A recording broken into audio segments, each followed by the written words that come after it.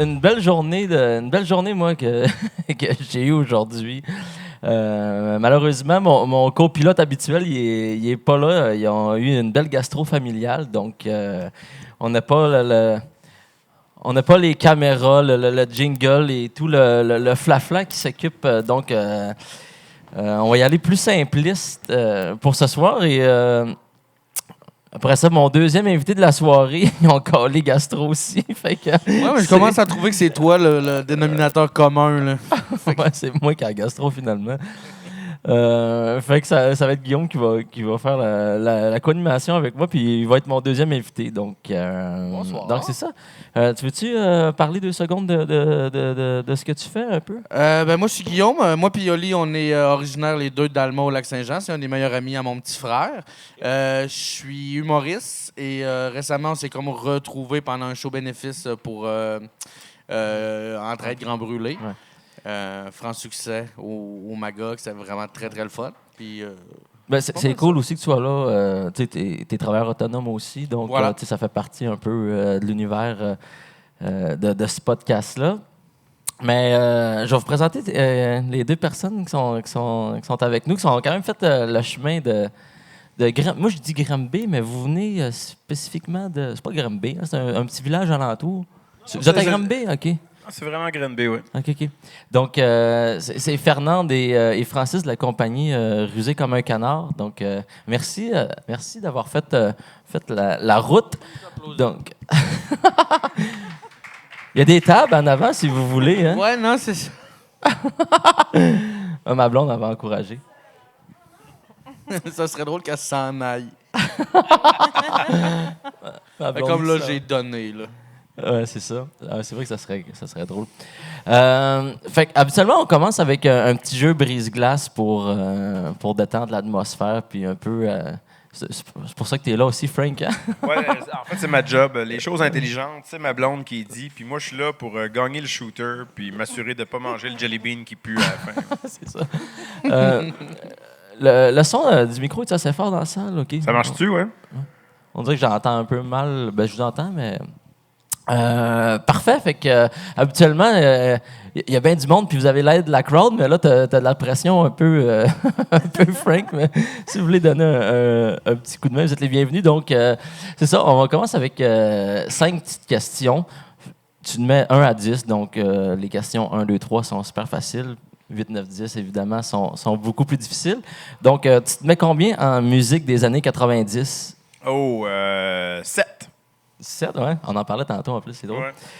Ce serait drôle une question sur Pink Floyd, mais je pense pas que ça s'en va vers ton créneau. Nomme les prénoms de tous les membres des Backstreet Boys. Ah, shoot. Non. Écoute, C'est bon, ça. Lance, Non, je pense que t'es dans NSYNC, là. Moi, je serais capable. pour vrai. Que T'as les pas filles, c'est sûr qu'ils peuvent l'aider. T'as pas honte d'y connaître? T'as pas honte? Non, mais c'est de ma génération. Fait que, tu sais, j'écoutais Ouais. Musique Plus, donc Ouais, c'est. Écoute, j'avais pas le choix. Puis c'est un groupe qui a vraiment explosé ici au Québec avant partout dans le monde. Ouais, c'est Fait vrai. que, Non, écoute, Backstreet Boys. T'en as pas un? Ben, Ok. Nick? Carter? Nick, Carter. Owie, A.G., Brian et Kevin. Je suis déçu de la table de filles en avant. Bon, Ce sera tout pour moi. Merci. Frank, un gros 0. Un gros zéro. Ouais, t'as pas eu. Ben, Oh, non. tu es le co-animateur, ça compte pas. Non, c'est ça. Tu te mets combien en fruits? C'est random de même. Écoute, en fruits, je me donne plus qu'en légumes. Fait que 5 en fruits. 5. Quel est le fruit le plus sucré au monde? Mangue. La date. C'est un fruit. Ouais. Je pensais que c'était une noix As-tu entourée hésité? de Ouais, viande, c'est ça. mais non, OK. Non. Je savais même pas que c'était un fruit. On va le Non, savoir. moi non plus. Sérieux? Tu te mets combien en épellation? Oh, ça, 2. 2? ouais. Ah ouais, t'es pour. 2 confiants, là. Toi, t'es 0 en français, toi, t'es 0 en maths? Oui, exactement. C'est pour ça que ça Ça. prend 2 têtes pour y arriver. Tu sais, ça. mais là, français, hit me, par exemple. OK, Ah ouais? patronne Ouais, se lance. ouais. Tu te mets combien d'abord? 8,5. 5? Non, 8,5. 8? OK. Non, pour vrai. Épelle le mot échymose. E-C-H-Y-M-O-S-E. Y a-tu deux M à ça? MMOSE. Non. Non, il n'y a pas deux M, hein? MOSE. Il y a un M, mais il y a deux C. ECC-HY. ECC-HY. MOSE. Hey, ouais, 8,5. On va boire vite, hein? On boit vite, je pense. Ouais. Je pense que vous allez prendre C'est un lui petit qui manque shooter. les chiffres, fait que ça concorde avec ce que tu dis. exactement. Compte? Qui garde le compte de ça? On est rendu où? Ben là, Ça on va est, pas bien, à, on est à 0. T'as pas eu Backstreet Boy, t'as pas eu à Bon. date, puis vous avez pas eu l'appellation. Je pense on peut déjà préparer votre shooter. Ok, je ok. pense. Ouais, Ouais. oui. Oui. De toute façon, vous allez nous accompagner, mais continue donc. Ouais. Teste-nous. Poussons la loque. Race de chien. Oh, ça aussi, est-ce comme appellation? Toi, t'es-tu bonne là-dedans? Non, pas Non. en tout. En fait, je suis bonne comme échymose. T'es bonne comme équipement? Bon, Pas 3. loin. 3. 3. 3. 3. Quelle race de chien est souvent dressée pour la recherche en avalanche? Ah, ben, Si, c'est bol. le Saint-Bernard. Ouais, Ça- Ouais, quand même. exact. Ça, c'est bon. Ben, c'est parce Bravo. qu'il y a un shooter en Il y a baril un en baril de dessous. whisky. J'avoue. Bon, last one. C'est bon, ça. C'est une bonne question pour vous autres. Tu te mets combien en nourrisson? Bon, Vous avez de l'expérience, autant a-tu animal de que Oui. J'étais pas là. Écoute, 4. 4. 4. Comment nomme-t-on les périodes de pleurs intenses, de ballonnement et de gaz se produisant 3 heures par jour, plusieurs jours par semaine? Ben, des Coliques? coliques. Ouais. Facile. Écoute, teste-moi donc 10, que ça donnait. 10 En nourrissons. nourrisson. Nommer ça- le bébé. Moi, je me rappelle de mon stock un peu. Comment? Nommer le bébé de la question. Selon les records du monde Guinness, à 1 kilo près, quel était le poids du bébé le plus lourd au monde à l'accouchement? Je sais pas si la mère est 9. encore en vie. 10. C'est pas 21 livres ou quelque chose en Hein? même? c'est ça? 10,8 kilos. Ah, wesh. C'est bon? wesh, Tu t'aurais eu wesh, 10. wesh, wesh, wesh. Wesh. Je On veux te, même le- pas imaginer. on te le donne, mais on te donne un shooter aussi. Ouais, c'est ça. Hein? Non, c'est un film d'horreur, c'est pas un accouchement, ça. Ça doit être épouvantable. Hein? On a le vidéo, justement. On a... L'équipe du bug, on va pouvoir apporter un petit shooter. T'en veux-tu un toi aussi, Fernand, ou juste Frank? Ben, écoute, là, j'ai un verre d'avance, peut-être sur Frank, mais oui. T'es Je capable. vais vous accompagner là-dedans, moi. Attendez-vous bien qu'il en parle avec le micro? OK. C'est vraiment moi qui entends mal. Écoute. Cool. Fait que, voulez-vous nous dire qu'est-ce que vous faites? C'est quoi votre business? Ça, c'est la partie intelligente. Ça, c'est Ouais, patron Frank, tu d'amour. peux t'en aller. C'est patron. Ouais, écoute, moi, ma job est faite. Là. Je reviens pour les Jelly Beans. Ben, Rusé comme un canard, c'est une ferme d'élevage au pâturage. On élève des canards puis des oies au pâturage, comme ça se faisait il y a super longtemps.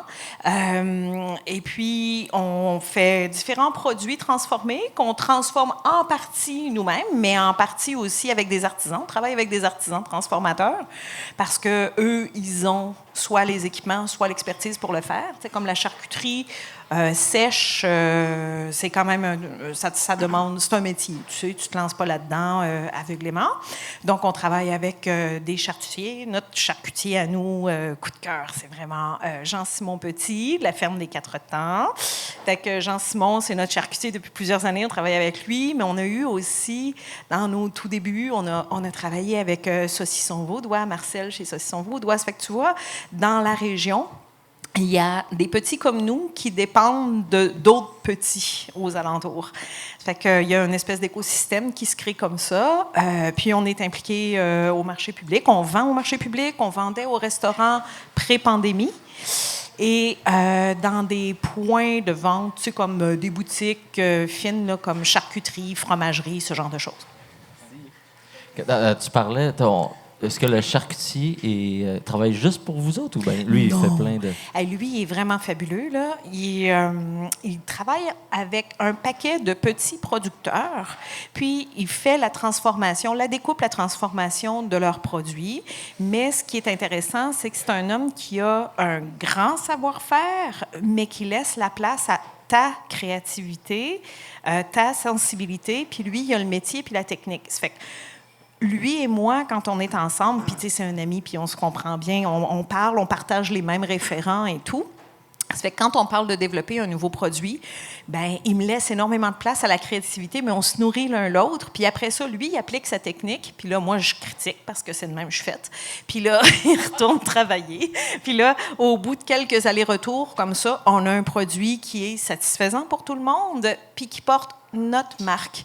Alors, tu sais, des fois, tu as des transformateurs, ça arrive souvent dans des modèles d'affaires qui vont regarder à faire des collaborations où tu as les deux noms sur les produits. Mais lui, il n'est pas dans ça du tout. Il se voit comme les petites mains de gens qui élèvent autrement, puis il fait la transformation de la viande en respect, en tout respect et du produit et de la sensibilité du producteur. Moi, je connais rien en charcuterie. Comment ça marche pour mettre une saveur ou ta sauce de ce que tu veux dans ta charcuterie? J'ai l'impression que c'est du sel puis la viande, tu sais. Eh bien, écoute, la base, c'est ça. Fait que déjà, si tu n'as pas de sel, tu passes à côté. Mais c'est aussi que, tu sais, c'est très, très vaste, le monde de la charcuterie, là. Ah ouais? J'ai l'impression que tu accroches ça, ça sèche puis ça goûte ça, tu sais. Non, ça, il y a la pièce séchée. C'est vrai ce que tu dis. Tu sais, la salaison, c'est une chose. C'est-à-dire que tu ramasses ton morceau, puis tu fais ta salaison, puis ton assaisonnement, tu accroches, tu laisses vieillir, tu surveilles. Il y a tu vas comme appliquer dessus ta flore, tu sais, ou la flore existante va venir elle-même se déposer sur ce que tu fais, comme une salle de vieillissement de fromage, si tu veux.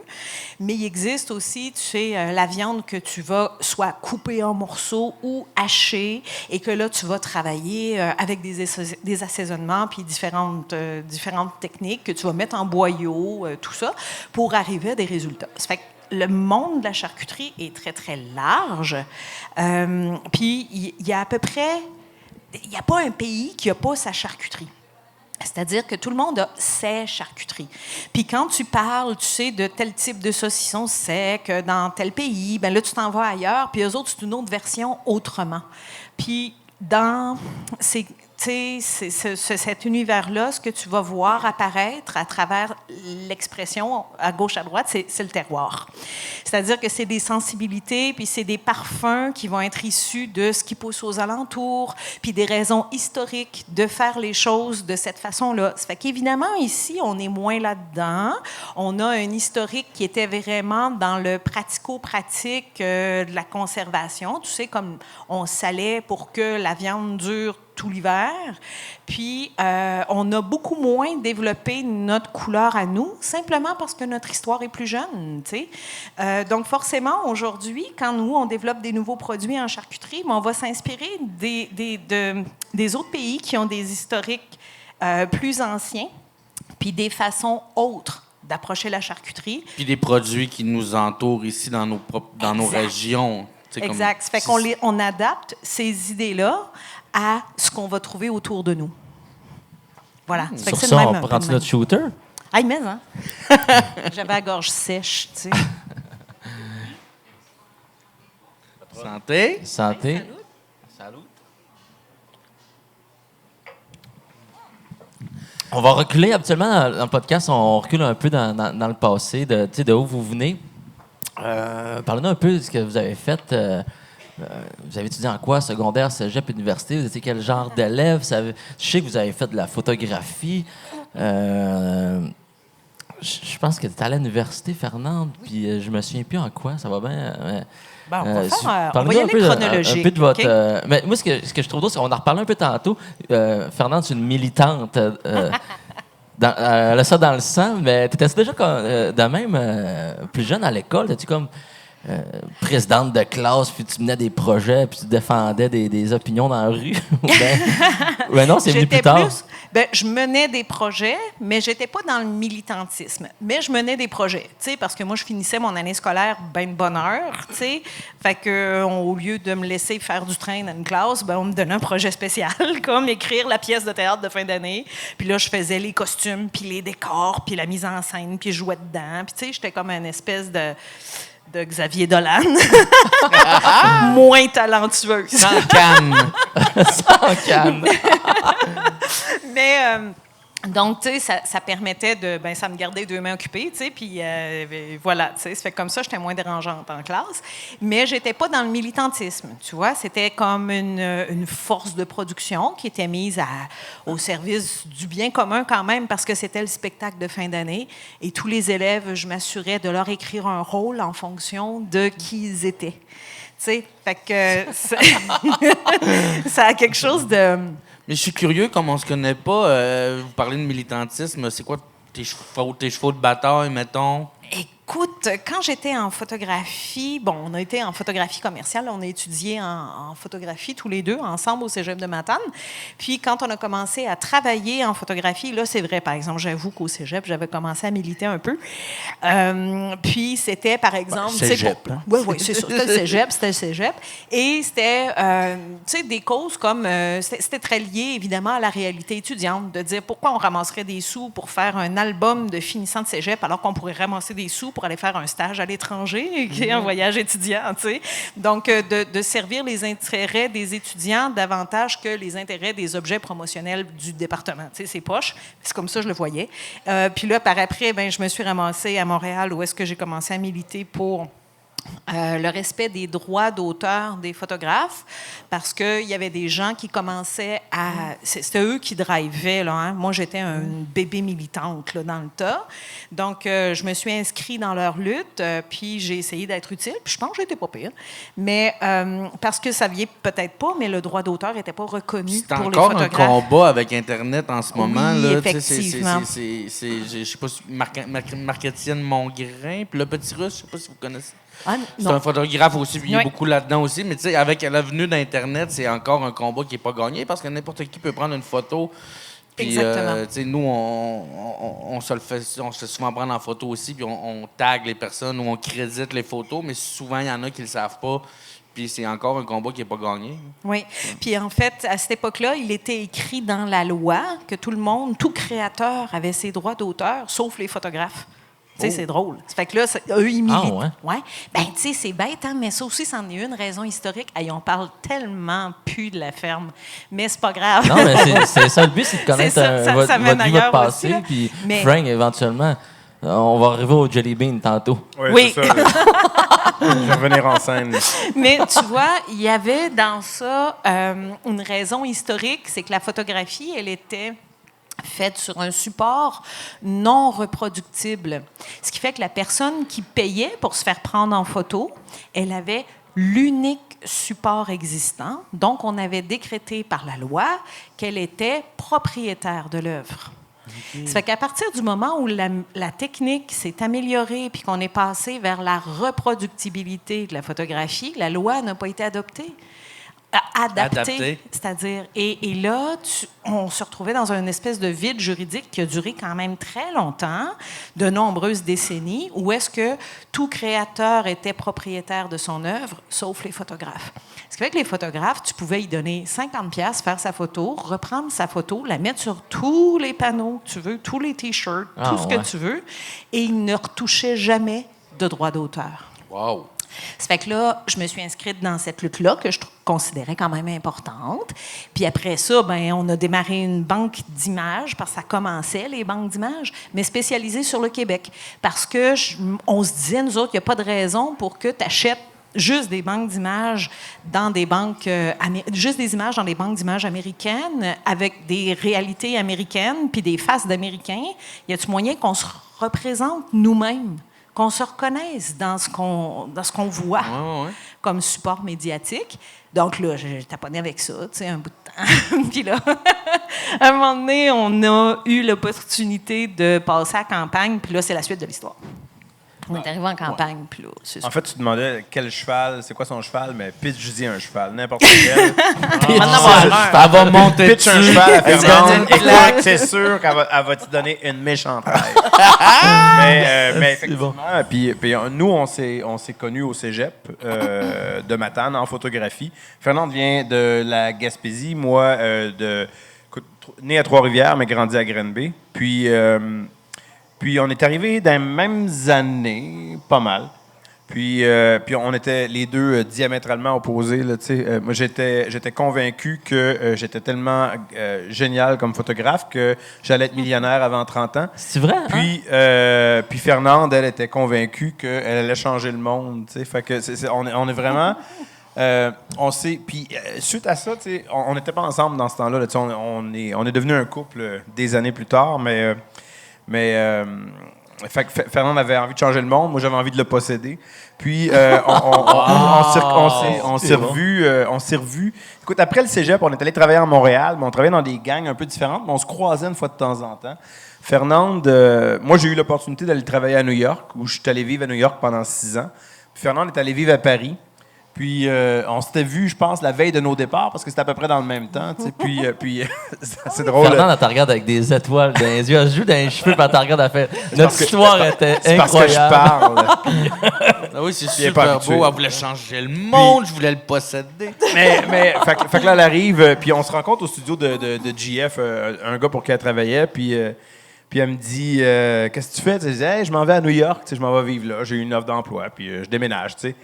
Fait que là, puis là, elle dit, puis j'ai dit, toi, qu'est-ce que tu fais? Ben, elle dit, moi, je m'en vais à Paris. Fait que là, elle me regarde, elle m'a dit, ben, tu vas faire un bon Américain. Ben, j'ai dit, ben, tu vas faire une bonne Française. Puis, On s'est laissé là-dessus. on s'est laissé là-dessus, puis on s'est retrouvés comme 6 ans plus tard, à notre trentaine, à peu Ouais. près. On avait 30 ans. Ouais. Puis, j'étais pas millionnaire. Puis, Fernande était rendue présidente d'entreprise. Fait qu'on s'est comme retrouvés dans Ça le nous milieu. surprend. Fait qu'on s'est comme, c'est ça, on s'est retrouvés à peu On près à s'est- une croisée à de la chemin croisée des chemins. où nos patterns... Avant, nos trajectoires étaient comme opposées, puis là, ça s'est comme orienté, puis les feux se sont croisés. Tu sais, c'est vrai qu'on s'est rencontrés là. Ouf! Fait que c'est un peu ça notre... Ouais. Fait que vous avez toujours été travailleur autonome. Vous avez été dans la photo, travailleur autonome. Puis, tu sais, comme on se parlait cette semaine, tu sais, vous disiez, en fait, votre business en ce moment, c'est plus un mode de vie qu'un désir de business, si on veut. Tu sais, vous, ce que ça vous tentait, c'était d'avoir une terre, puis d'avoir la paix en campagne. Puis, Ben, tu sais, en votre fait- but, c'est pas d'avoir une business puis de faire du volume. Tu sais, c'est- Mais tu sais, j'ai eu 2 vrais jobs dans la vie, hein, je tiens à le dire quand même. J'ai travaillé, quand j'avais 14 ans, je travaillais au zoo de Grenby. Oh! Je C'était vivais, quoi j'ai ta grandi littéralement à 3 rues du zoo. J'entendais le matin, c'était assez capoté, mais j'entendais les lions rugir de ma chambre. C'était proche c'est de hot. même. Là. Ah, ouais. Ça change Puis, les coques. fait que j'ai fait ça. Et j'ai travaillé chez IBM après mon secondaire 5. Parce C'est que, opposé, là. mais c'est parce que j'avais aucune espèce d'idée de ça, dans quoi je voulais aller étudier. Puis il n'était pas question... Écoute, tous mes chums s'en allaient faire sciences humaines sans maths. Je sais pas si ça existe encore, ça. Je pense que Ouais, quelque chose de c'est même, pas- en tout cas, mais tu sais, c'est sciences comme humaines, sciences la fa- nature, d'autres, ça s'appelait. quoi. L'affaire la plus de base, là, tu sais, où tu es sûr d'à peu près... Tu sais, tu peux en faire le minimum puis quand même finir avec c'est un running diplôme. gag, là. Quelqu'un qui sait pas ce qu'il veut faire fait sciences humaines, Sciences pas de humaines maths. sans maths. Ah, ouais. Puis, fait que tous mes chums s'en allaient là-dedans, mais j'avais comme pas envie d'aller perdre mon temps. Fait que je suis allé travailler pendant 1 an. Puis c'est là que j'ai découvert la photo. Puis c'est suite à ça où je me suis ramassé à Matane. Mais depuis ce temps-là, j'ai jamais eu de vrai job. Tu sais. Mais je suis curieux, tu faisais quoi au zoo? C'était quoi ta job au zoo? Écoute, je flippais des burgers. Je Ok, travaillais dans t'étais des dans- cantines. Ah, ok, là, ok. tu sais, Tu dans faisais les des restos, burgers de c'était- lion? Pour les lions. Mais non, c'est ça. Je nourrissais la la race humaine. cantine. Oh, la cantine. J'ai super trippé. Tu sais, c'est stimulant quand même de travailler dans un resto, Ben, même c'est si c'est un resto.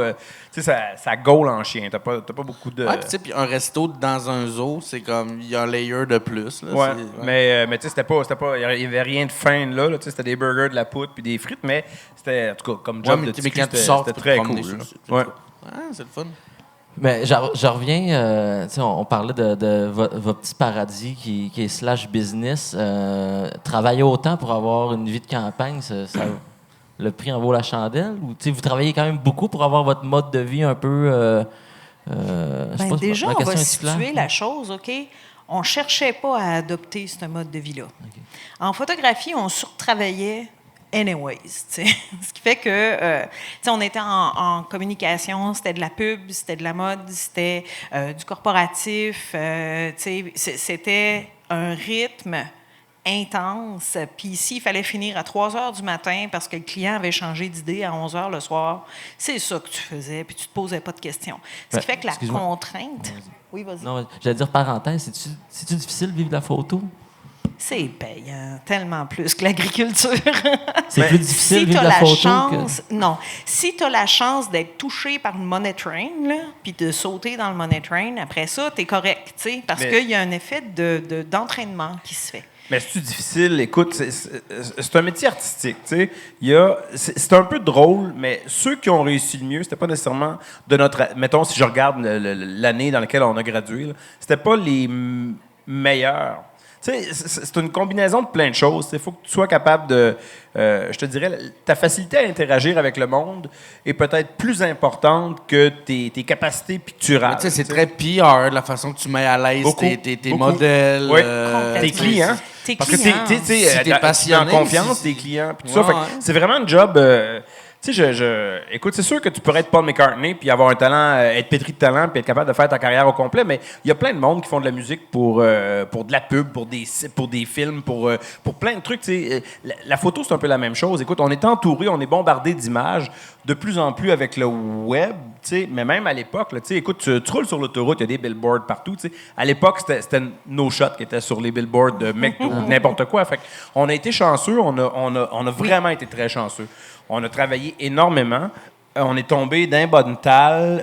On avait acquéri une assez bonne réputation. On produisait bien. Fait que c'est une espèce de truc roulant. Puis, dans ça, comme dans n'importe quel job un peu artistique, c'est qui tu connais. Fait que tu fais beaucoup de 5 à 7, tu es dans tous les vernissages, tu es tout le temps à go, tu es tout le temps sorti, tu es tout le temps en train de payer des shooters à quelqu'un, tu es tout le temps en train d'essayer. Tu vires beaucoup, beaucoup, beaucoup. Parce que. Tes œuvres se promènent, ton nom Ouais. aussi. puis- Ouais. Puis, mais tu sais, ceux qui t'engagent, c'est les directeurs artistiques des agences de pub. Tu sais, fait que c'est.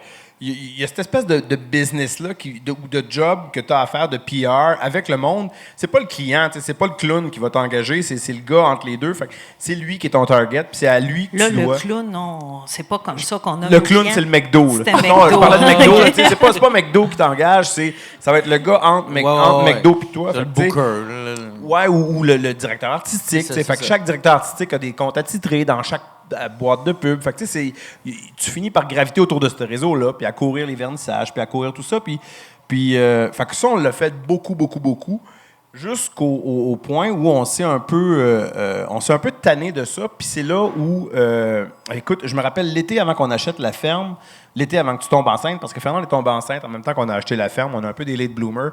C'est de bon timing, hein? Ouais. Ouais, c'était- ouais, Ben, je parle ferme, c'était pas supposé. La À ce ferme, moment-là, tu c'était faisais pas pas de l'élevage censé arriver. encore. OK. Ça fait que. Comment mais tu fini- passes de photos à élever des canards, des oies? Ben, déjà, on était prêts parce qu'on avait vécu, on l'avait fait, là, tu sais, puis on l'avait fait Montréal, puis on l'avait fait les trop de 5 à 7, puis de toute la quête, tu sais. Puis, à un moment donné, on est parti en moto pendant 6 semaines faire un tour des États-Unis, en tout cas, une affaire de fou, parce que la crise de 2008 est arrivée, puis là, on a fait comme, quelle belle opportunité, c'est le temps de prendre un break. Fait que on est parti parce que la business allait ralentir de toute façon. Ça fait que là, on est parti, on a fait ça, c'était vraiment super. Puis quand on est revenu, puis qu'on s'est assis à table, au même bar que d'habitude, avec la même talle de monde que d'habitude, on avait un clash. Parce que, tu sais, tu es dans le désert pendant des semaines, puis tu fais corps avec ta moto pendant des semaines, tu es tout seul dans ton casque, puis tu réfléchis. C'est ça que tu fais pendant des semaines. Puis quand tu arrives, là, tu vis le décalage, puis tu dis, moi, là, si je fais rien, là, dans 15 ans, là, je suis encore assis à la même table, avec le même monde, à boire la même bière, à compter les mêmes histoires. Ah, ça vous a rentré dedans de même? Ouais. Tu sais, En tout cas, moi, oui. oui, puis honnêtement, moi, fuck le yoga, mais la moto, je trouve que ça clenche le yoga 10 fois. Là. C'est tellement... C'est méditatif. c'est très méditatif, tu sais. Écoute... Avoir des mouches dans la gueule, c'est fun, c'est non, mais écoute, tu peux réfléchir la bouche fermée, hein, c'est possible. OK. Fait que si tu fais ça, puis tu roules... tu sais, t'es obligé tu ne peux pas que tourner, tu es obligé de faire corps avec la route, avec la moto, avec les éléments, avec tout ce qui t'entoure. Puis c'est vrai que ça a été... Écoute, on est parti parce qu'on avait un petit peu on avait une saturation de ce qu'on vivait, du style de vie qu'on avait, mais... Puis on avait une fenêtre d'opportunité. Puis on avait une fenêtre, mais je te dirais que ce qui nous a poussé vers l'agriculture, c'est la quête de sens. Tu sais, à un moment donné, c'est super génial aider des compagnies à vendre plus de yogourt. Mais, puis j'adore le yogourt, là, tu sais, puis c'était correct, là, tu sais, ça fait vivre du monde, tu sais, des producteurs laitiers locaux, tu sais. Puis ça a été bon pour nous aussi. T'sais, On peut pas cracher dans la soupe, là, tu sais. Mais à un moment donné, c'est vraiment cette espèce de call-in, tu sais. Je pourrais espèce de quête de sens, puis quête aussi. Quand tu es photographe, tu es un maillon dans une longue chaîne, OK? Il y a déjà quelqu'un qui a réfléchi à un concept, il y a déjà quelqu'un qui a planifié. Tu arrives souvent avec des maquettes hyper précises, tu sais, là, genre, OK, on veut tel type de personnage, là, avec, tu sais, les couleurs, tout est comme... Tu sais, t'es plus un producteur qu'un créatif, rendu au niveau où on était, là. Tu sais, il arrive avec t'as une maquette, là, comme super précise que tu dois rendre parce que l'idée a déjà été vendue au client. Fait que le client a accepté la shot avant que la shot soit faite. Fait que tu ne deviens qu'un espèce de producteur. Fernande était une productrice hallucinante. Je veux dire, tu pouvais trouver, elle pouvait te trouver un éléphant. Ah oui, quand il te demande, là, j'ai un besoin d'un hélicoptère éléphant dans ou ma tu- shot, tu sais, tu dis quelle couleur ton Ouais, éléphant. wow. C'est Lui, il y ça, avait des faut que lions tu dans fasses. sa chambre. C'est drôle, la prise de conscience me fait un peu penser à 99 francs. Puis surtout avec, je sais pas si vous Ah, avez c'est lu. Ouais, de Bec BD, là, ouais. complètement ça. Mais avec l'exemple du yogourt en plus, c'est là comme, Oui. c'est la même, il est en train de me Puis compter, aussi, c'est à la un même moment affaire. donné, là. oui, oui. Mais puis ça tu sais, ressemble à ça. Ah, Puis ouais. les créatifs ressemblent un peu à ça. C'était poussé, tout était poussé à l'extrême là-dedans. Ouais. Mais il y a de quoi là-dedans. Tu sais, ouais. Il y a une part de vérité, tu sais. Ouais. Quand tu vois tout un set, là, que tout le monde est comme payé bien, là, tu sais. Puis là, toi, tu es productrice, puis tu gères le budget, là, OK? Puis là, à un moment donné, il n'y a plus personne qui travaille parce qu'on se demande si la mèche est assez moderne. Puis là, tu regardes tout le monde rentrer en overtime, puis tu dis, on est-tu vraiment en train de se poser la celle-là, question si la mèche est assez moderne? Tu sais, je veux Si, il y dire, a qu'est-ce que ça quelque veut chose de dire? Qu'est-ce que tu veux complètement dire par la déconnecté mèche là-dedans. Ah, c'est moderne? fou, hein? Sérieux, là. Tu sais, on peut-tu comme, on va en faire une avec la mèche de même, là, puis une autre avec la mèche comme ça, là, puis on devrait être en business. C'est correct, là? OK, next, tu sais. Non, mais c'est Fait bon. que, il y a- Je peux il y a comprendre la ça volonté de retour à la Hey, terre après hey, là, ça. non, là. mais- Ben, tu sais, écoute, je sais pas si tu te souviens, mais tu sais, on était assis à une grande table, puis il y avait plein d'intervenantes, le kit, puis le monde, écoute, on cherchait un modèle, mais il fallait qu'il y ait l'œil lunaire. Oui. Écoute, tabarnak, je veux dire, sérieux, l'œil Qu'est-ce lunaire. que c'est Non, il écoute, fallait qu'il soit solaire. Fait que t'es Solaire, pogné avec Sylvain. solaire. Fait que t'es pogné avec Sylvain Larocque. Puis Ah, lui, il est plus lunaire que solaire, mais j'aime. d'être même, là, sérieux, il y a de quoi écrire le tome 2, Ben 3 oui, mais- de 99 francs. Ah, là. c'est sûr, Oublie c'est ça. Fait que, tu sais, fait qu'il y a des trucs comme ça. Puis là, maintenant, tu sais, t'es pendant 3 heures, t'es payé. Tout le monde est payé pour faire ça, là, mais je trouve que l'agriculture, Hey, après, ça te quand on est ramène dans revenu, le là, c'était concret. comme... Tu sais, écoute, on a dit que la dernière merde qu'on voulait pelleter, on était plus heureux de pelleter de la merde de canard que de la merde de DA, là, tu sais. Ouais. Fait que c'est un peu Directeur ça, notre... on t'est rendu Ouais. là. C'est parfait. Mais en même temps, c'est une coïncidence parce que ça aussi, c'est une fenêtre d'opportunité qui s'est présentée puis dans laquelle on s'est engouffré. C'est-à-dire que on avait décidé, en revenant de notre fameux voyage, tu sais, qu'on allait avoir des bébés parce que c'était un bon timing pour le faire. Puis, ça fait qu'on était, tu sais, Plateau Mont-Royal, là, un super bel appartement. Puis moi, j'étais enceinte jusqu'aux yeux. Et ton frère, qui est producteur agricole, qui est installé à Granby, il nous dit... il nous appelle un soir, puis il dit, la terre en face est à vendre avec la petite ferme. Vous devriez acheter ça, c'est bon pour vous autres. Puis là, Fait que là, moi, je dis, écoute, il n'y en a pas question, je reviens pas à Granby. Tu sais, moi, c'était clair. Là, tu sais, Ouais. Puis fait qu'on est parti de, asti, il n'y en a pas question, je retourne pas là-bas, à le lendemain. Écoute, on en a parlé, ça, c'était le vendredi soir. Ouais, puis là, il nous a appelé une couple de jours après en disant, là, ça va aller vite, là. Parce que l'agent immobilier vient de mettre sa pancarte. Fait qu'au moins, venez donc voir. Puis là, on fait comme, OK, on va aller voir. Mais aviez-vous déjà émis le... Pas en tout. OK, fait que lui, Ouais, c'est mais un... jamais. Bien. Lui, c'est... Ouais. C'est un cold call qu'on OK, appelle. Fait que là, on est allé là, visiter. Puis on a... C'était le week-end de Pâques. Le week-end de Pâques, c'était le samedi matin de Pâques, puis... non, c'était... En tout cas, c'était dans ce coin-là. Ouais. C'était Pâques. Ouais, c'était à Pâques. Puis là, on a marché la terre. Tu sais, marcher la terre au printemps, c'est pas si évocateur que ça parce que, tu sais, il y a de la C'est boueux. neige, puis tu le quittes, puis c'est boueux, puis nanana. Mais on a commencé à le marcher, puis à voir le potentiel. Puis, tu sais, c'est pas grand, là, c'est 3 hectares, là. Fait que c'est une petite patch. La maison avait besoin d'amour, les bâtiments aussi. Ça fait que là, on a regardé tout ça. Moi, quand j'étais enfant, en Gaspésie, j'avais eu, tu sais, des coqs à chair, des poulets, des oies, des T'avais déjà poules baigné dans pondeuses. ce milieu-là un peu. Oui, mais c'était de l'agriculture de subsistance. Et j'avais été très marquée par les oies. Moi, j'avais adoré avoir des oies. Ça fait que quand on est allé marcher la terre, j'ai ici un pâturage pour les oies, ça serait génial. Puis là, on a commencé à se dire, OK, oui, puis on pourrait faire des cultures, puis là, on pourrait planter des arbres, puis là, on pourrait faire telle affaire. On avait étudié en marchant plein de scénarios, mais aucun précisément. On savait qu'on allait produire si on achetait ça, mais on ne savait pas quoi. Ça fait qu'on est rentré dans l'auto, puis là, on a fait comme, OK, là, on fait quoi? Puis là, j'ai dit, là, si tu veux que je déménage ici, tu vas me vendre une graine B. Ben, je ne suis pas convaincue. Puis il me dit, qu'est-ce que tu veux? Je dis, je veux du pain. Parce que c'est pas vrai que m'a déménagé dans une ville où le pain est dégueulasse. Ça fait que là... Wow. Ah non, pour vrai, la base, tu sais, la base. Fait que là, il m'a amené dans des super boulangeries qui avaient vraiment tout ce qu'il fallait pour être heureux. Ce qui fait que là, j'ai fait comme, OK, super, on va pouvoir... oui, OK, ça va le faire. Puis là, tu vas me montrer, tu sais, OK, les producteurs autour, il y a quoi? Tu sais, où est-ce qu'on peut acheter des produits qui ont de l'allure? Il y a Ben Labaden aussi. Ah oui, aussi. Puis là, je veux que tu me montres, tu sais, les écoles, en matière de culture, il y a quoi ici? Bon, écoute, il y avait des hit and miss là-dedans, là, tu sais. On ne dira pas qu'est-ce qui était des hits, qu'est-ce qui était des miss. Mais overall, tu sais, le bilan était bon. On est rentré à Montréal, on n'a pas dormi pendant 36 heures, on a parlé rien que de ça. Puis là, au bout de ça, on a fait un offre d'achat. Vous étiez où? Genre le lundi. Genre le samedi, on allait visiter, puis le lundi, on faisait une offre d'achat. Exact.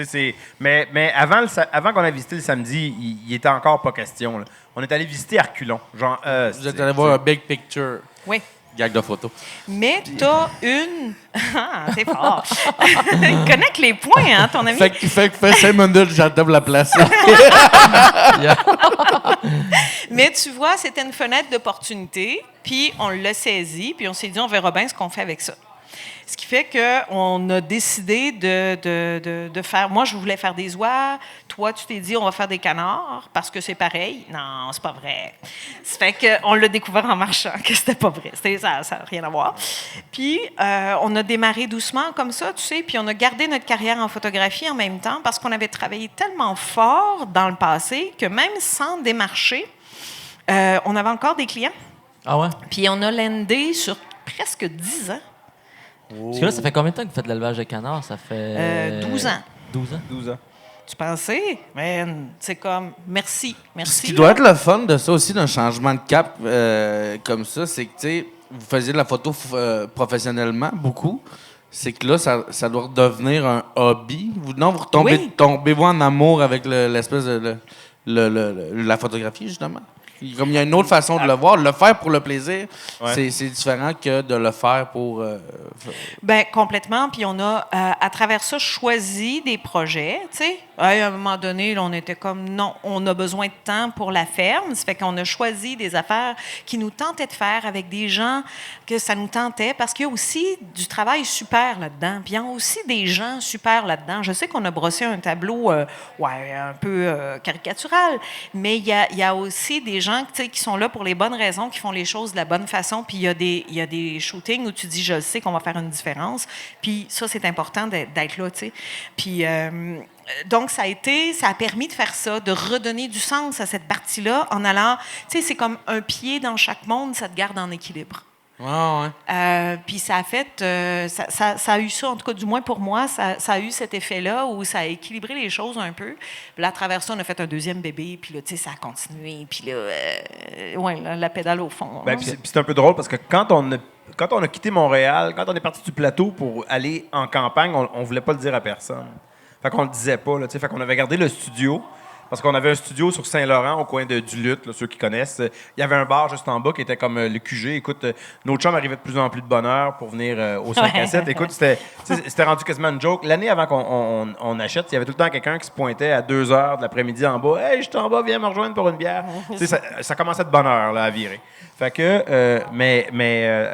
fait on n'avait pas dit à personne, en tout cas, on n'avait pas dit à nos clients qu'on quittait, mais en avançant dans le processus, puis quand on était assuré, puis quand on s'enlignait pour starter notre business, la ferme de canards puis de l'opérer, on s'est mis à en parler un peu plus, puis on est comme redevenu sexy.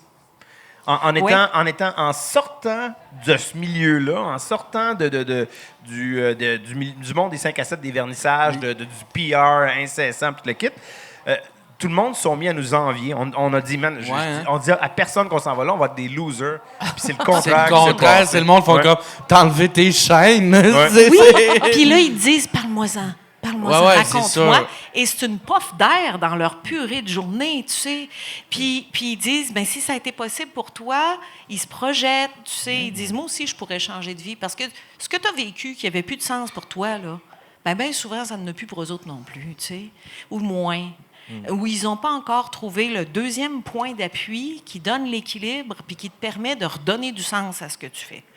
Puis quand on a commencé à faire notre coming out, ce qui a aidé aussi de venir de ce milieu-là, c'était d'avoir encore plein de contacts dans le milieu du design et tout. Ça fait que notre branding a été tout de suite très, très fort, puis récompensé dans des concours de branding parce qu'on travaillait avec des directeurs artistiques avec qui on avait une très grande connexion, puis on a fait une collaboration, puis là, ils nous ont fait notre design au complet, tu sais. Un gros concept. Au complet. Ils nous ont fait notre propre petit pot à la main, tu sais, name it, là. Wow. Ce qui fait que ça a aidé pour notre mise en marché, puis on connaissait aussi super bien, on était bien trop dans un restaurant à Montréal. Ça fait qu'on savait avec quel restaurant on avait envie de travailler puis pourquoi. Qui respectait le produit? Qui faisait bien? Dans les épiceries, c'est la même affaire. T'sais. Où est-ce que nous autres, on allait magasiner puis où est-ce que nous autres, on allait manger? Là? C'est là qu'on voulait que notre produit soit. Ça fait qu'on s'est mis à produire pour nous autres, finalement, ou pour des gens qui nous ressemblent, en se disant, on ne va pas essayer de plaire à tout le monde. On va essayer de plaire à ceux qui nous ressemblent. Puis ceux qui nous ressemblent, ils vont se reconnaître dans nous, puis ils nous cherchent de toute façon. Comme nous, on cherchait des gens qui nous ressemblaient quand on était des acheteurs puis des mangeurs uniquement, tu sais.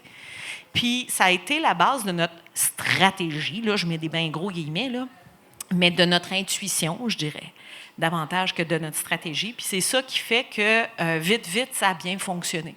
Oui, parce que c'était pas calculé, c'était pas genre, écoute, je pense qu'on a un filon parce qu'on est l'acheteur alpha, là, tu sais, ça a été organique. Puis on avait envie, pour une fois, de contrôler tout de A à Z. On avait envie, tu sais, de ne pas être juste un maillon dans la grande chaîne d'une production, tu sais. On avait envie d'avoir un contact direct avec le monde qui allait acheter nos produits, mais aussi de pouvoir décider de ce que, tu sais, de comment on allait élever jusqu'à ce que ça allait goûter à la fin dans votre assiette. Puis c'est un peu ça, tu sais, en agriculture, il y a une grande déconnexion qui s'est produite ou qui s'est faite depuis de nombreuses années parce que les fermes n'arrêtent pas de grandir. Tout est de plus en plus grand. Fait que le producteur ou l'éleveur n'a plus nécessairement de connexion avec ce qui va se passer avec le stock pour lequel il a mis autant d'efforts et d'énergie à produire, que ce soit le lait, que ce soit les animaux ou que ce soit quoi que ce soit. Fait que pour nous, c'était important, c'est ça, de garder cette espèce de... Tu sais, on voulait avoir le mot final sur ce que ça allait goûter quand tu allais le mettre dans ta bouche. Là, tu sais, on voulait vraiment contrôler l'ensemble du processus. Wow.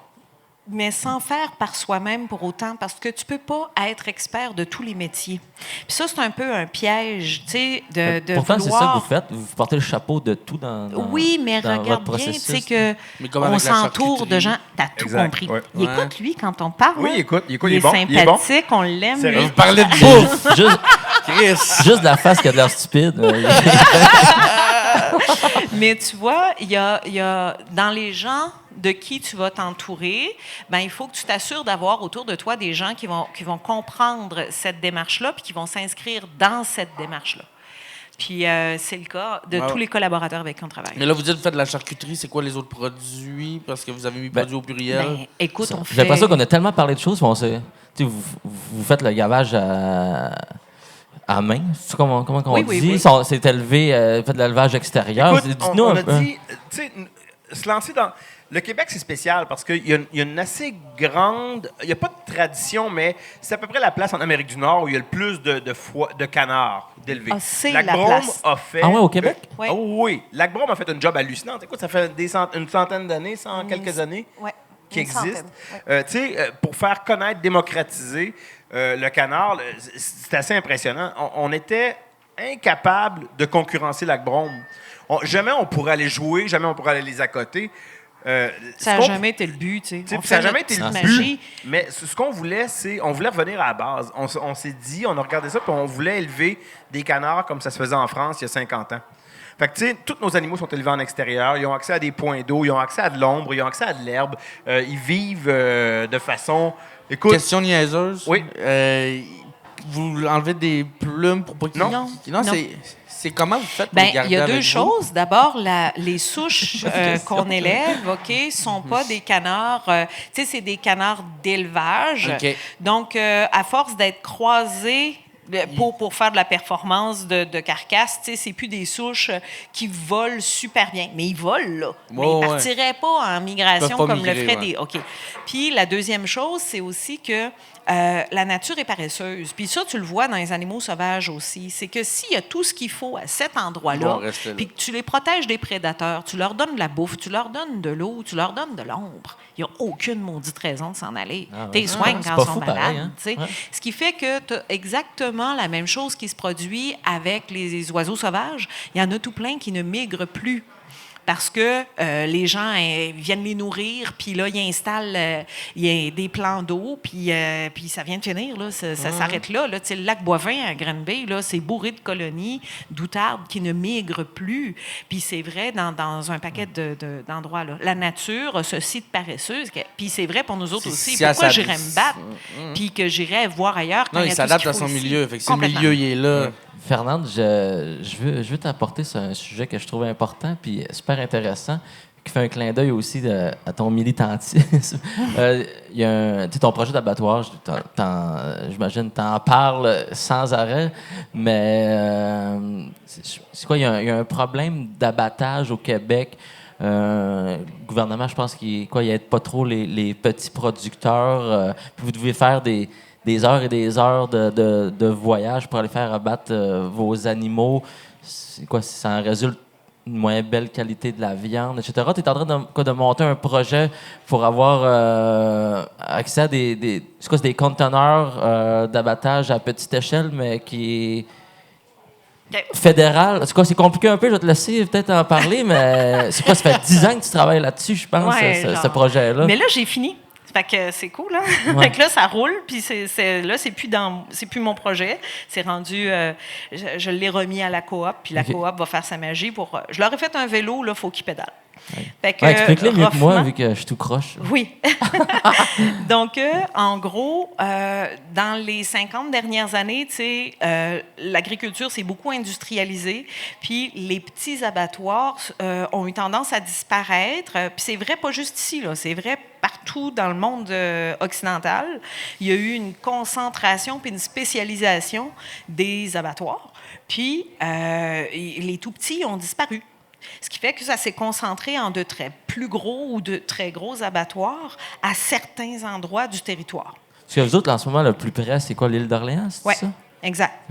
Ce qui fait que les gens qui veulent faire de la viande locale, ben, au Québec, puis comme dans plusieurs pays, c'est un peu une illusion. Parce que ta viande n'est pas locale dans le sens où, tu sais, quand tu pars de Granby puis tu t'en vas à l'île d'Orléans, ben là, tu fais 300 km, puis là, tu reviens. Puis là, le lendemain, là, tu prends un camion réfrigéré, puis là, tu t'en vas à l'île d'Orléans, tu vas chercher ta viande, puis tu reviens. Ça fait que ta viande, là, locale, là, elle a fait 1200 km, c'est encore rien passé. T'es pas allé chez ton super charcutier, là, à Hemingford, là, qui est à comme 40 minutes de chez vous, tu sais. Puis après ça, revenir, puis après ça, retourner quand ton produit est fini. Puis après ça, tu le ramènes. Puis après ça, tu t'en vas au marché public. Puis tout ce que tu n'as pas vendu, là, ben là, tu le ramènes chez vous. Hey, mets les kilomètres, tous les kilomètres, là, sur ce qu'on fait, là. Et la viande locale est une grande illusion. Puis si on n'a pas d'infrastructure à proximité, la viande de proximité n'existera jamais. Alors, ça ne prend pas seulement des abattoirs à proximité, ça va prendre aussi des ateliers de transformation à proximité, puis ça va prendre du stockage à proximité. Ce qui fait qu'il faut commencer à mutualiser ces outils-là, puis il faut commencer à penser en matière de territorialisation des systèmes alimentaires. Donc, les abattoirs, je crois que ça fait 10 ans que je milite pour qu'il y en ait un par MRC, là où le besoin se fait sentir. S'ils n'en ont pas le besoin, vire pas fou, fais pas un abattoir pour rien. Là, on se comprend. Mais il y a eu, dans les dernières années, les plans de développement de la zone agricole, ce qu'on appelle dans le jargon un PDZA. Et dans un PDZA, c'est la région qui se pose la question, qu'est-ce qu'on veut faire avec notre zone agricole? Qu'est-ce qu'on veut faire avec notre garde-manger? Puis qu'est-ce qu'on veut faire pour développer tout ça d'une façon cohérente? La plupart des MRC qui ont fait cette démarche-là ont écrit qu'ils voulaient un abattoir. Bien, fais-en un auprès de tout le monde qui a écrit qu'il en voulait un. Ça va commencer... Moi, je commence à penser que là, à un moment donné, ça va prendre du leadership au gouvernement pour dire on ne va pas laisser les privés se battre comme des chiens, comme nous autres, on s'est battus comme des chiens pendant 4 ans. Ils ont été là, ils nous ont donné de l'appui. Mais c'est quand même nous autres qui portent le purée de projet, tu sais. Alors qu'en fait, si on attaquait le problème de front de façon systémique, là, on dirait, OK, il y a un problème dans le système, il y en manque partout, et on a pu remarquer que tout le monde en revendique un. Attends un peu.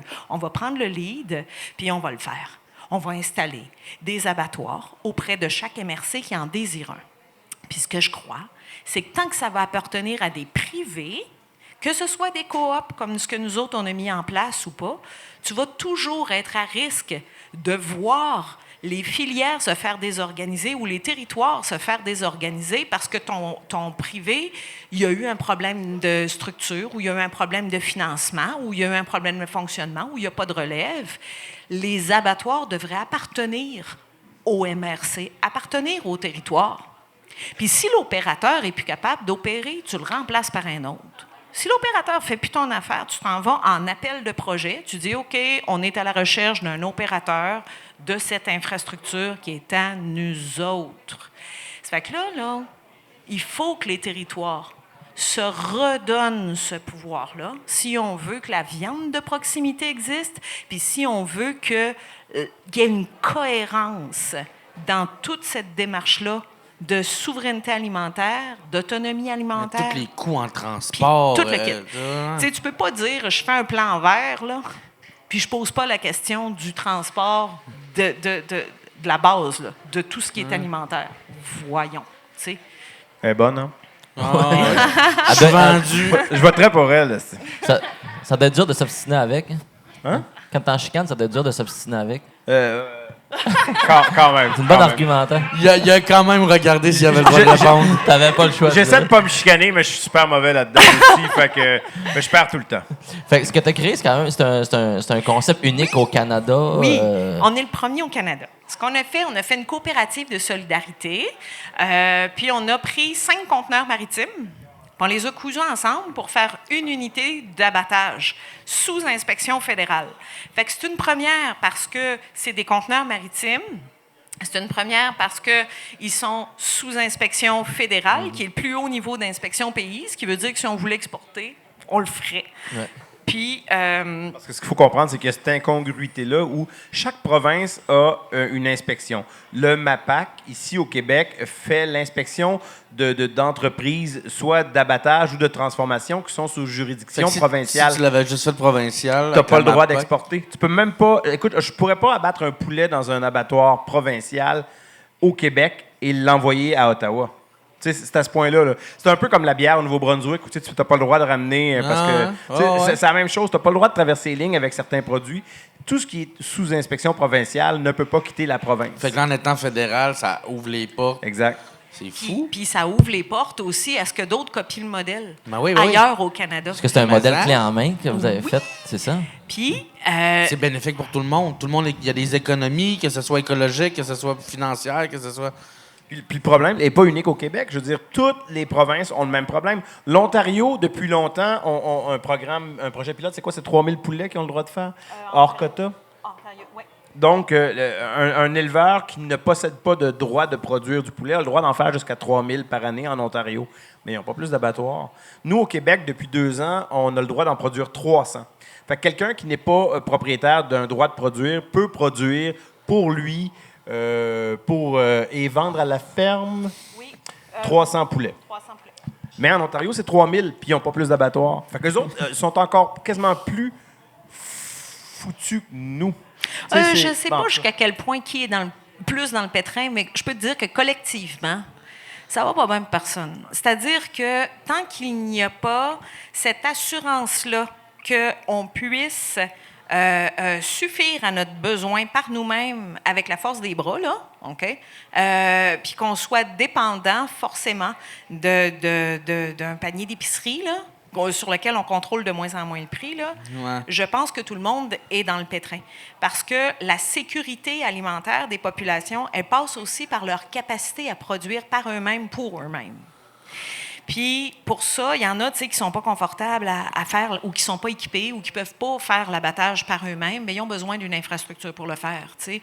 Puis, quand on regarde le droit de produire que tu peux acquérir, ou qu'on te laisse faire parce qu'on est bien gentil avec notre 300 là, poulet, il reste que si tu n'as pas de lieu pour abattre, jamais tu vas te lancer à l'étape suivante qui serait d'aller te chercher, de participer au programme pour le 2000 poulets. Il y en a qui vont le faire puis qui vont dire, OK, on va essayer d'abattre à la ferme, fine. Puis il y en a qui le feront pas. Puis il y en a qui ont besoin absolument. Écoute, l'année passée, il y a un monsieur, on lui a abattu 2 poulets. Il en a besoin, lui. Sais-tu pourquoi? Parce qu'il n'en avait pas besoin, il l'aurait fait chez eux. S'ils viennent voir, c'est parce qu'il en a besoin, c'est parce qu'il n'est pas confortable de le faire. Ça va créer des petits, je veux dire, en ayant ça, le monde va faire comme, il y a un déclic qui se fait créer. Moi, je peux faire ça dans la MRC de mon bord aussi. Moi aussi, je vais élever des poules, je vais élever des... T'as tout compris. C'est-tu ce qu'il y a de merveilleux? C'est que, oui, écoute, je suis sur le bord de sauter sur son divan. Viens ici, je vais aller jouer avec Frank de l'autre bord. Mais ça me rappelle aussi, il y a le même concept un peu en ville en ce moment, qui est les 15 Minute City, là, où ils veulent faire en sorte que dans les grands centres, à 15 minutes à pied de chez vous, tu as tout ce que tu as besoin pour vivre. Puis ce qui est comme, il y a des grosses villes pilotes en ce moment. Ça aussi, ça a été repris par les complotistes, en tout cas. Mais vas-y, qu'est-ce que tu allais dire avant de sauter? Bien, tu sais, c'est que quand tu regardes comment le paysage est monté en ce moment, les infrastructures sont tellement loin que les gens ne se lancent pas en production parce que quand ils font le calcul puis commencent à gratter du papier, c'est pas viable de le faire. Hein? Puis les programmes pour subventionner les abattoirs, OK, bien, ils sont toujours montés de la même façon. C'est que dans tes critères, on va regarder s'il y a une saturation de la capacité d'abattage dans ta région, OK? Puis là, ils disent, il va falloir que vous ayez une masse critique suffisante de producteurs pour justifier que l'on mette un abattoir. Puis moi, je suis intimement persuadée qu'on prend le problème à l'envers. Le pari qu'on fait, c'est celui-ci. Bâtissez-le, puis les gens vont se mettre à produire. Puis les gens vont multiplier leur élevage. Ils vont soit l'augmenter, le diversifier ou se lancer parce que ça sera maintenant possible de le faire. Puis, c'est Monopoly, c'est aussi niaiseux que ça. Oui. Avez-vous déjà vu Field of Dreams, avec Kevin Costner? Là, il disait... Il y avait une phrase célèbre qui disait « If you build it, they will come ». C'était un peu ça, tu sais. C'est un peu le principe de ça. C'est crime, mets-le en place, puis mets des infrastructures en place, puis le monde va pouvoir se développer autour. Ben oui. Pour vrai, félicitations. Bravo pour vrai. On n'est pas beaucoup, mais ça vaut. ça mérite une clap pour vrai. Là. Quel combat incroyable. C'est son dernier cheval, ça. Tu sais, c'est coup de pitch, je dis un cheval. Puis là, on a un abattoir pour le tuer, en plus. Tu sais, c'est pas un sujet sexy, là. Ça n'intéresse pas tant que ça le monde, en plus, tu sais. Ben, c'est super intéressant. Vous avez une super belle façon de le raconter aussi, là. Ouais. Fernande, là, on est un peu sur la fin. Il reste quelques minutes. Peux-tu me parler un peu? Tu as été sélectionné pour faire le jury de la gastronomie québécoise. Les lauriers de la gastronomie. Ça, c'est le fun en maudit. Parce que, tu sais, il y a une envie au Québec de commencer à se célébrer pour nous, par nous, pour ce qu'on fait, puis célébrer notre identité culinaire. OK? Et ça, les lauriers de la gastronomie, ça a été mis en place pour ça. C'est-à-dire que c'est des professionnels de l'industrie qui s'inscrivent au sein d'une brigade, puis ils disent, ben moi, je fais partie de ce milieu-là, soit de la restauration, soit de l'alimentation, soit des producteurs agricoles, et ils mettent en nomination des chefs, des artisans, des charcutiers, des chocolatiers, des ce que tu veux, et des producteurs agricoles aussi, en disant, on va célébrer l'excellence dans notre milieu pour chacune de ces catégories-là. Et là, ils s'en sont à leur 5e édition. Moi, j'ai remporté productrice de l'année il y a 2 ans, puis j'étais bien fière. Et là, on m'a demandé d'être sur le jury, et je suis encore presque plus fière, en fait. Parce que c'est le fun de recevoir un prix, là, OK? Parce que tu dis, j'ai la reconnaissance de mes pairs, mais d'avoir l'opportunité de toi dire de qui tu es fier, puis pourquoi. Puis pourquoi tu penses que cette personne-là, c'est le 2.0 de ce qui se passe en ce moment, puis que cette personne-là, c'est l'avenir de la restauration, puis que t'es l'autre là-bas, là, ben, sa façon de produire, c'est vers ça qu'il faut se diriger. C'est l'un des deux qui récompense ton produit, l'autre récompense ton jugement. Fait que, tu sais, il y a quelque chose de le fun, c'est ça. C'est vraiment super. De pouvoir de repasser aussi à ces gens-là, tu sais, de dire, non, attends, toi, là, faut vraiment que tu sois là. Pour moi, c'est une grande, grande fierté. Ça fait que là, ce qui est chouette, c'est que là, c'est clair qu'il y a sûrement du monde ici qui font partie de cette grande communauté. Là, vous pouvez aller voter, puis même si vous ne faites pas partie du milieu alimentaire, vous pouvez aller voter pour le prix du public. Ça fait que là, allez taper ça, les lauriers de la gastronomie. Puis dans les prix du public, bien, il y a qui représente pour vous le rayonnement culinaire au Québec parmi les personnalités publiques. Donc, il y a dans ça, tu sais, puis là, il y a les personnalités que vous connaissez, tu sais, Di Stasio, Stefano, bon, tout ce monde. Ricardo, tout en haut. Non, parce que Ricardo, il gagnait à tous les années. Ça, c'est très drôle. Il gagnait à tous les années. Ils l'ont enlevé. Ils l'ont mis sur le jury parce que tout le monde qui est sur le jury ne peut plus être mis en nomination. Là, ils ont dit, on va régler le problème. Ça va laisser de la place à quelqu'un d'autre. Frank, shout-out à toi aussi. Ça fait quoi, 15 ans peut-être que tu t'occupes du marché public de Granby? Ça fait 11 ans. C'est un marché qui marche super bien. Oui. Puis c'est là qu'on s'est connus. C'est là qu'on s'est il y a connus. plusieurs années, 7 ans, 7-8 ans déjà. Ça fait 7-8 ans exact. Ouais. Moi, c'est le premier marché que j'ai fait, puis encore aujourd'hui, je suis là, mais avec tout le travail que vous faites déjà avec les canards, c'est quelque chose qui tient à cœur. Tu sais, on s'entend. J'ai grandi à Granby. Je suis né à Trois-Rivières, mais j'ai grandi à Granby. Mais tu sais, c'est pas une mégalopole de rien, tu sais, Granby. Mais on avait vraiment envie, en arrivant là, en fait, on sentait qu'on était capable de faire une différence pour qu'il se passe des choses un peu mieux. Puis, le marché public était embryonnaire. Ça faisait 3 ans que ça existait environ. Non, pas 3 ans, 5 ans déjà. Quand on est arrivé, 4 ans, ouais, parce que ça fait 11 ans que je suis là, puis le marché a célébré son 15e l'année passée. Ouais. Puis, on a travaillé, écoute, c'était contre vent et marée, là, parce que quand le marché est arrivé au centre-ville de Granby, les commerçants se sont liés contre le marché public parce qu'ils disaient ça va nous enlever de la job. Ils vont nous enlever des clients, puis tout ça. Puis c'est un peu l'inverse qui est arrivé, c'est que le marché a attiré une clientèle qui a été capable de déborder sur les autres commerçants du centre-ville. Puis on a un saucissier, il y a plein de pâtisseries, il y a plein de trucs comme ça qui ont bénéficié, dans le fond, de la tenue du marché public, mais écoute, ils nous avaient donné une ruelle malfamée pour commencer. Les 5 premières années du marché public, c'était dans une espèce de ruelle atroce. Puis là, les pompiers ne voulaient pas qu'on se mette face à face pour, tu sais, il y a plein d'espèces de raisons comme ça s'il y avait à passer dans la rue. Fait que là, tu avais un marché super long, étiolé, avec un producteur à tous les 20 pieds à peu près. Quand on est arrivé au marché la première année, c'était ça. Là. On était 16 producteurs qui étaient là.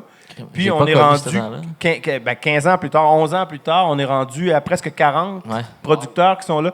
On a travaillé fort auprès de l'administration pour avoir un lieu que tu as vu l'été passé, permanent. On s'est fait construire un super bel abri parce qu'on était encore dans une espèce de... T'as-tu vécu la Gravelle? T'es-tu venu l'été ou pas souvent? Là? Fait que, tu sais, c'était une espèce de... Ils nous avaient laissé un terrain vague au centre-ville, l'ancien bar de danseuses qui avait été rasé. Dans un changement... ça, ou le bar? Excusez. Mais c'est ça, puis en tout cas, ils nous avaient, fait que c'était devenu un terrain vague, mais en plein cœur du centre-ville depuis des années. Puis la ville ne rêvait que de trouver un acquéreur pour en faire, je sais pas, un autre Jean Coutu ou n'importe quoi. Puis nous, on se disait, en tout cas, on essayait, la ville voulait nous déplacer ailleurs. Nous, on voulait rester au centre-ville. On trouvait que c'était important d'amener de l'agriculture en plein cœur de la ville. Puis tu sais, d'avoir un pied. Vous avez un supermarché ici sur le bord du lac. Puis, mais tu sais, on trouvait ça le fun d'être en plein cœur de la partie la plus densément peuplée de Granby. Puis le monde sont capables de venir faire leurs emplettes à pied. Puis ça, c'était très cool. Mais, fait qu'on a fait. C'est ça. Fait on travaille fort là-dessus, puis on continue. Ben, je n'ai vu une coupe des marchés, mais ce qui est le fun à Granby, c'est que les citoyens répondent présents. Il y a tout le temps du monde. Oui, marché public, ici à la gare, le spot est beau, sur le bord du lac, la gare. Mais Chris, le monde vient pour marcher, faire des pique-niques, faire du jogging. Il n'y a personne qui vient pour le marché. Ben là, j'exagère en disant personne, mais à Granby, le monde vient pour encourager les producteurs puis faire leurs emplettes puis tout ça. Donc ça, je trouve ça cool, puis je l'ai pas vu beaucoup, puis il y a beaucoup de travail derrière ça, tu sais. Ben, oui, il y a du travail, puis il y a un peu une espèce de minding dans ça, tu sais. Les gens ou les décideurs ou les élus ont tendance à penser qu'un marché, c'est un événement. Tu comprends? Puis ça ne l'est pas. C'est un besoin primaire. C'est une chance de connecter des producteurs à une clientèle. Puis souvent, ils vont essayer de te matcher avec on va vous mettre dans un beau parc super loin avec du stationnement à 600 mètres. Quand tu viens chercher 3 douzaines de maïs, mettons, puis tu es pogné pour travailler un kilomètre, tu ne traînes pas. Fait que tu les achètes pas. Puis si c'est trop cute, tout le monde va juste là pour faire des pique-niques. Puis là, ils viennent juste regarder ce que tu fais. Puis ils vont s'asseoir parce qu'ils ont déjà amené tout ce qu'ils avaient besoin. Puis ils n'achètent rien. Puis fait que, cette espèce de maillage-là, clientèle qui désire s'approvisionner le plus localement possible, pas complètement, mais tu sais, et producteurs qui souhaitent éliminer les intermédiaires, parce que c'est un peu ça un marché public, c'est d'être capable d'avoir la chance. Écoute, la carotte que tu achètes dans un marché public, il y a des bonnes chances que le gars qui l'a planté, puis qui l'a désherbé, puis qui l'a arraché, tu le regardes dans les yeux avant de l'acheter, puis c'est assez cool. Il y a plus grand place que tu peux faire ça. Puis ce qui est le fun de Granby, puis, tu sais, Jean Talon, puis les grands marchés publics sont géniaux, mais souvent, tu sais, c'est des employés que tu as là. Tu sais, dans les marchés, les plus petits marchés publics, tu as encore la chance de rencontrer le monde qui font pousser ce que tu vas manger. Puis, tu connais tout, Oli, à peu près, mais tu sais, c'est ça. Là, on parlait de l'éleveur de bœuf, de GF tout à l'heure, puis ça. Puis, c'est lui là, qui s'occupe de ses veaux, puis de ses vaches, puis tout ça. Puis, fait il y a cette espèce de connexion-là qui est super tripante, puis qu'on a été capable de garder, puis qu'on a travaillé super fort pour le garder au centre-ville, pour justement ne pas se ramasser, ne pas être considéré comme un événement touristique, mais comme une occasion de connecter, c'est ça, producteurs et consommateurs.